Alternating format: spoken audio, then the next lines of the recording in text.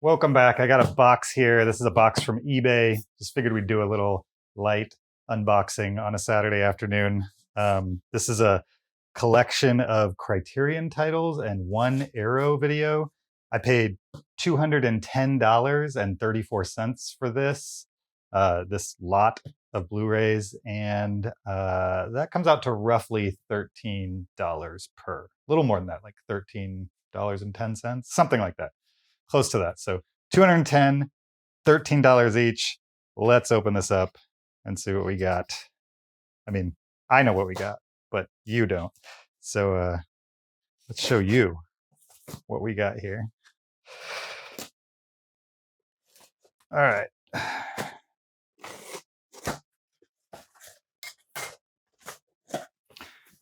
Nicely packed. Always love it when eBay people do it right. I found that with Criterion lots, most of the guys or people, guys and gals, who send Criterions are, they package well because they actually care, because they probably spent a lot of money for these brand new. So here we go. The Last Temptation of Christ.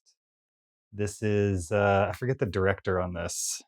Well known, yes, Martin Scorsese, maybe the most well known of modern directors, relatively modern directors.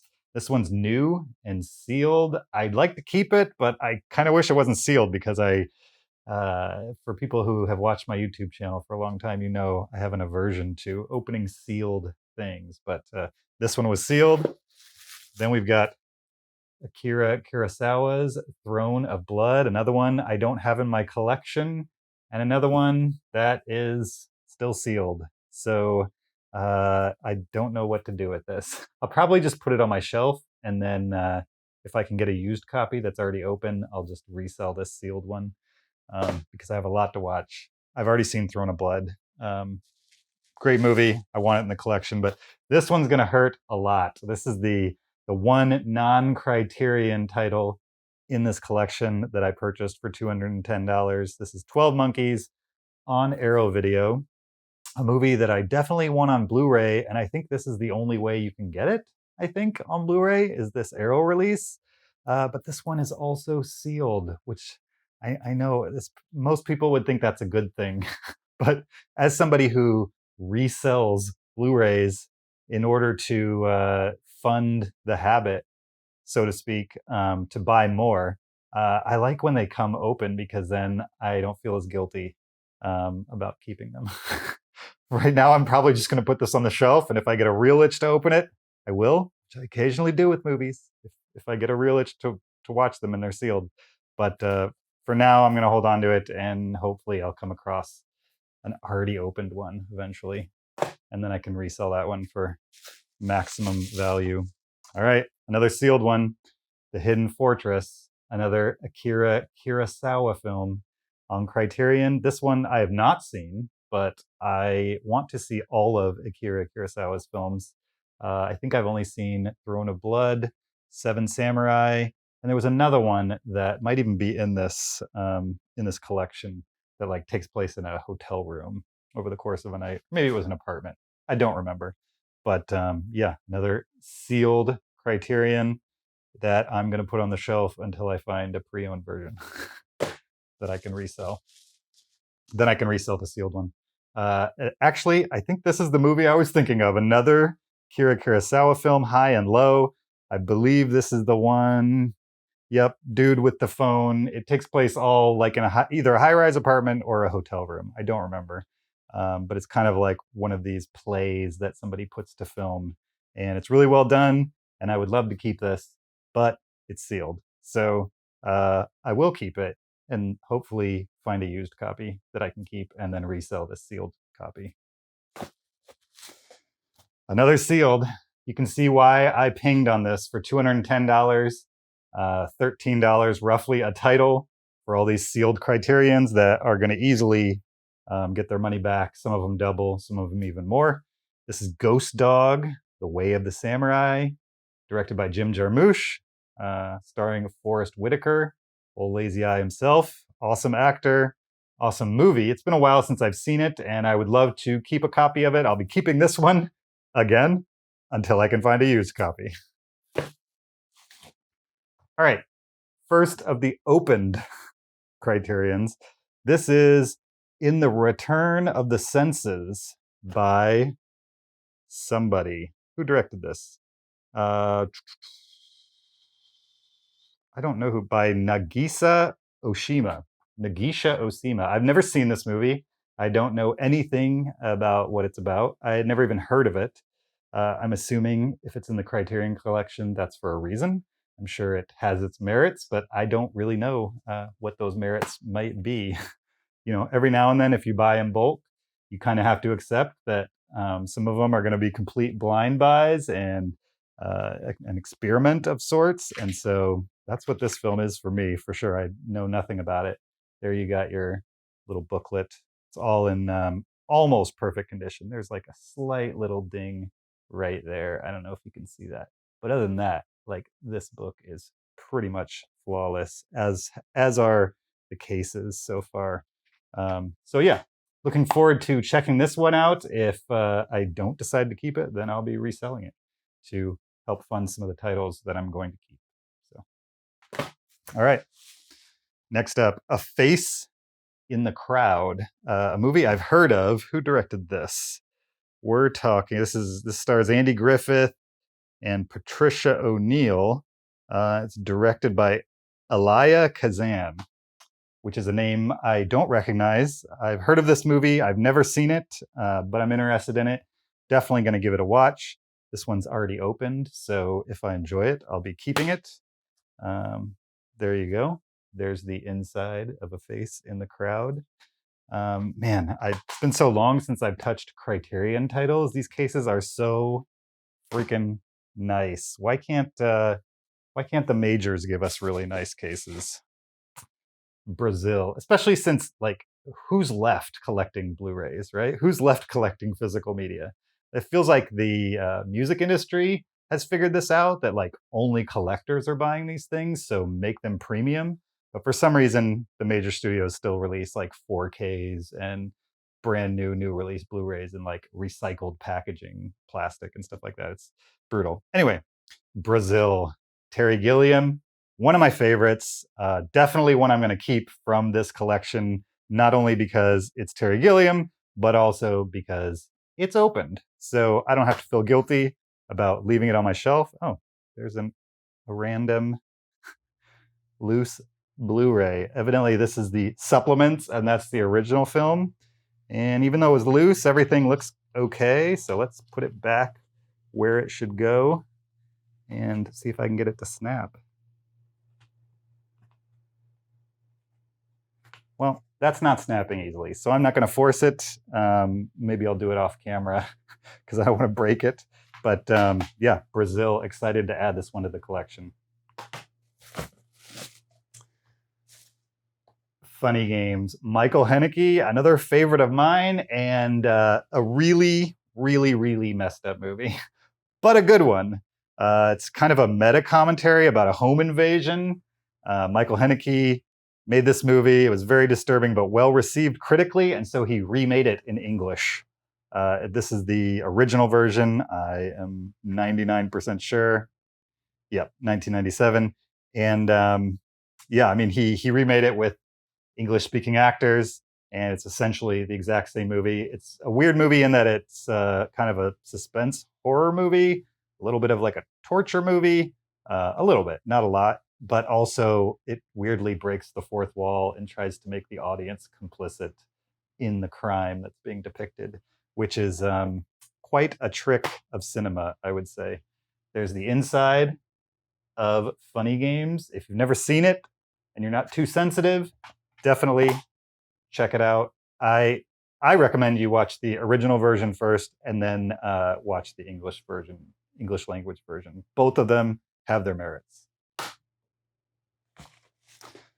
Another Akira Kurosawa movie, Yojimbo. Another one I have not seen. This one is thankfully open and will be staying in my collection. I'm going to give it a watch. I mean, I'm assuming it's going to stay unless I hate it, which I doubt that will happen. But if for some reason I don't like it, I'll resell it. But probably staying in my collection since it's already open and I'm probably going to like it, I'm assuming. So All right. Next up, we've got Jean Cocteau's Orpheus. Cocteau. Cocteau. Jean Cocteau's Orpheus. A movie I've heard of, but don't know really anything about. Just heard the name. I've seen the poster on Letterboxd. I know it's highly, highly critically acclaimed from 1950, black and white. One of the things I like about Criterion titles is I'm not really that into older movies, black and white movies, movies from the 60s and earlier. I've seen the classics. I've seen even the critical classics, not all of them, but most of them. And the Criterion Collection, once I invest money into it, I tend to be more likely to actually watch it. So this is one of those movies that I'd probably never watch on my own if it wasn't for the fact that I want to watch it to see if I want to keep it. And if there's just too much value here for me to let it sit on my shelf and not watch it and not make that decision. So it helps push those along. Next up, we've got Valley of the Dolls, another opened title. Evidently, somebody sold it for $19.95 somewhere along the line. This movie is directed by Mark Robson, and I think this is the movie that was. Is this the movie that was written by a film critic? I don't remember. It doesn't matter. I've never seen this from 1967, but I'm looking forward to it. Another movie I've heard of. Don't know anybody that's ever seen it, but it definitely has a reputation on some level. So looking forward to checking it out and making a decision. Keep it or sell it. Shortcuts, a movie I have seen and it's sealed. This one's by Robert Altman. It's a good movie. It's it's a strange movie. Maybe I haven't seen this. I think I'm confusing this for a different movie. I think I'm confusing it for like a movie from the 60s or maybe early 70s from Ingmar Bergman that has a similar name to Shortcuts. I don't know. But the movie I was thinking of does not have Tim Robbins, Julianne Moore, Robert Downey Jr., Jack Lemmon, Jennifer Jason Leigh, and it definitely wasn't directed in 1983. So this is not the movie I thought it was. But that's fine. Still interested in it. Robert Altman, interesting director, strange director in that his movies kind of meander a little bit and people talk over each other. It's very like in the moment, casual. I don't know. Some people consider it a little boring. I'm not sure I would go there, but experimental maybe on some level. Doubt I'm going to open this up to see if I want to keep it. Probably resell it just because Robert Altman doesn't have a great track record with me. Not that I disliked anything I've seen from him, but nothing that's completely blown me away either. And I've seen like, the majors from him. Okay, here we go. Punch Drunk Love opened. Thank goodness, because I'm going to keep this one, obviously. I'm trying to collect all the films from Paul Thomas Anderson, and this movie, Punch Drunk Love, starring Adam Sandler and Emily Watson, is maybe the last PTA movie that I do not own, and that's because you can only get this movie on Blu-ray through Criterion. So I've been watching it on eBay as an individual title. It rarely goes like below $20, which I can buy it brand new for $20 during a Barnes & Noble sale. So, it's one of those things where I just kept waiting and waiting to find one for like, I don't know, 12 to 15, somewhere in there. That's like my upper range for a used Criterion. And just, it's probably been a year since I put that watch on eBay and just could not find it for a price that I liked. Had to go the eBay lot route in order to get it down to a per title price that I liked. Again, roughly $13 for each of these used. And still got the booklet. Everything's looking good. Perfect cases. Love it. All right, we've got one more in here. And this one is In the Mood for Love. This is directed by Wong Kar-wai. It's a movie I've seen. It's like an exquisitely made movie, I would say. It's very beautiful. It's like a classic love story. There's a little bit of like a sticker residue right there. I don't know if you can see it, but like right there across the top. That is really one of the only things, other than maybe that loose disc, out of all of this that I've seen that is just like a tiny little issue with something. So not too many complaints on this one. In the Mood for Love. Oh, there's a receipt in here. Somebody at some point paid $35.26 for this copy of In the Mood for Love, and I just paid $13 for it. Let's see if there's a date on this. That was 9/24/2021. So about a year ago, maybe 11 months ago, somebody paid $35.26 for Wong Kar-wai's In the Mood for Love, and I just bought it for $13. So thanks for joining me for this special unboxing of Criterion titles. There's all of them. And yeah, I mean, I know some of you guys follow me on YouTube. I haven't been posting much there. I'm trying to get back to it, but my normal work is just absolutely killing me. I work freelance marketing, and it's a good thing because I'm doing fine work-wise, better than I probably thought I would be 2 years ago when I started the YouTube channel. And so I love the YouTube channel. I still want to get it to 1,000 subscribers, and I'm very close there, but I don't want to come back unless I can really come back, if that makes sense. Like, I don't want to just randomly post and then disappear for many months. I want to come back and like dedicate like a year to posting videos, and make sure that I can actually do that. So that's the delay. It's all good things. Things are going well, and still buying Blu-rays.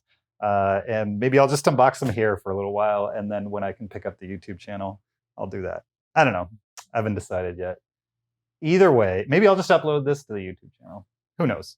Either way, this was a great buy. Don't forget, you don't have to buy the latest new release. You know, the latest new release of a Criterion title is like, what, $40, $35, $40? If it's 4K, then you're talking like $50, $50 plus. I mean, here I paid $210 for 15 Criterions and an Arrow video. Are they the latest release? No, but you know, it's either get 4 of the latest release, which won't be the latest release in like 2 weeks, or blow up your collection by doing a little bit of research and finding a collection that you'll enjoy. So it's out there. Go look for it. Thanks for the support, and thanks for everybody who's contacted me and said, "Where are you?" I appreciate that. And we'll see you guys next time. Bye.